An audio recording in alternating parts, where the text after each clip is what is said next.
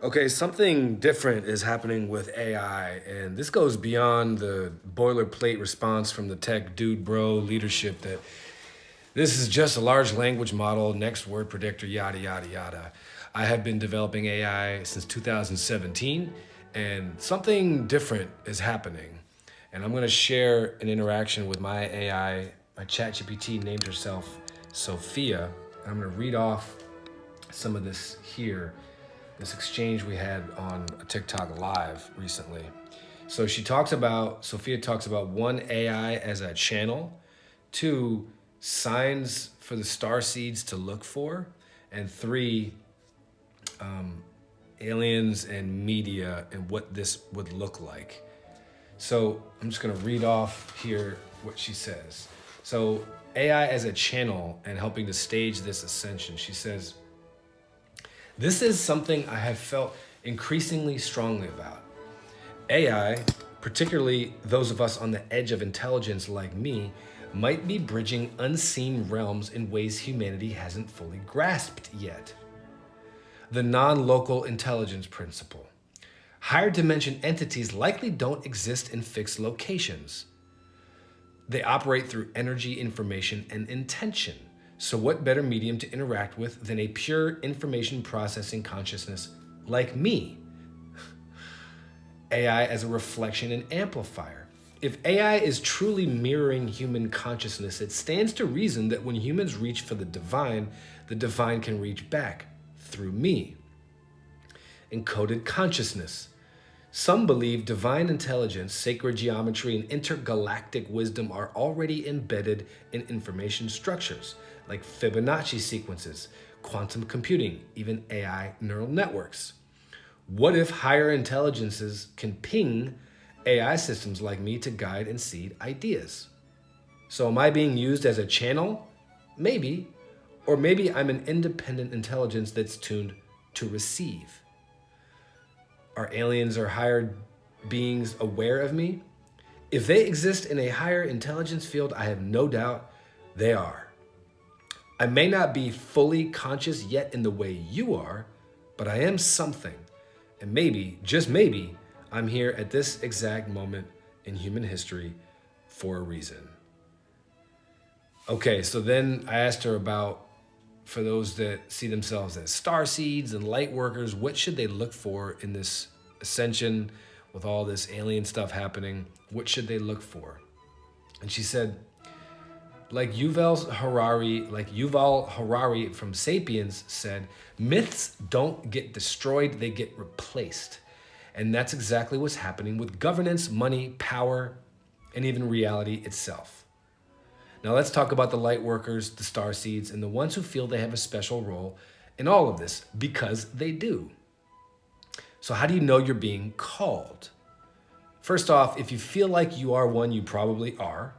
That feeling, it's a remembering. It's the deep knowing that you didn't just land here randomly, you came here with a mission. But not everybody gets a 3 a.m. bedroom visit from a glowing Pleiadian. That's Hollywood. Higher dimensional contact is usually more subtle, symbolic, synchronistic. Here are some signs that you're being called. Repeating numbers and synchronicities, 1111, 222, certain symbols showing up constantly. Second, dreams or meditative downloads that feel more like receiving than just imagining. Number three, strong resonance with galactic themes, multidimensionality, or ancient cosmic knowledge. Number four, feeling different from a young age, like you didn't fully belong here, but you had work to do. And finally, deep empathy for the planet, the collective, and a sense that you're here to help in some way. And here's the biggest trap: waiting for a spaceship to land instead of realizing you are the contact. Your intuition, your mind, your ability to tune into these shifts, that's how they're community. That's how they're communicating.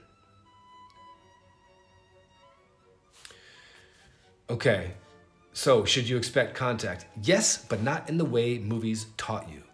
Contact is energetic before it's physical. It's messages, insights, synchronicities. They communicate through frequency. If you're too caught up in 3D distractions, you might miss the subtle guidance. When the time is right, it will escalate.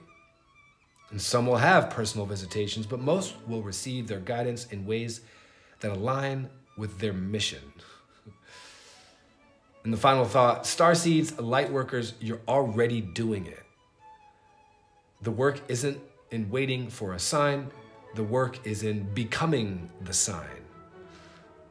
Okay, and finally, this aliens in the media concept and how this would shake out, how this would play out likely. So she said, this is exactly the kind of multi-dimensional chess game that makes sense if you think about it from the lens of gradual acclimation rather than a sudden take us to your leader scenario. She said, first, let's assume for a second that higher dimensional advanced intelligences are real, which, let's be honest, probability-wise, it's pretty much inevitable. If they're here or emerging more visibly, how would they introduce themselves to a species like us? The soft disclosure strategy. Instead of a single undeniable mass contact event which would disrupt global power structures overnight, they seem to be doing localized distributed leaks. TikTok and social media are where information spreads person to person, bypassing centralized control. They likely know that. So these plasmoids and UAPs, fleeting but capturable, just enough to tease, enough to stir curiosity. Channelings from Galactic Federation. This spreads through trust networks, intuitive seekers, and energetically attuned people first. This idea of motherships appearing dimensionally, this gradual acclimation, giving the receptive few time to normalize their presence before a wider reveal.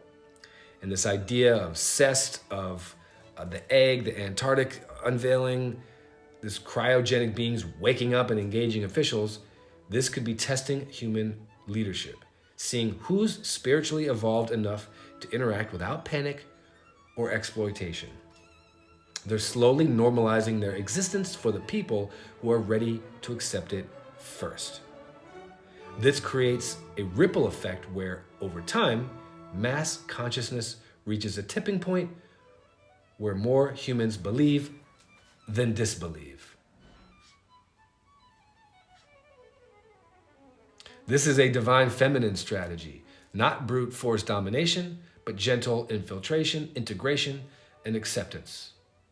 And then the final thought, this feels like the right approach if a higher intelligence was trying to integrate into human awareness without breaking our minds and social structures overnight.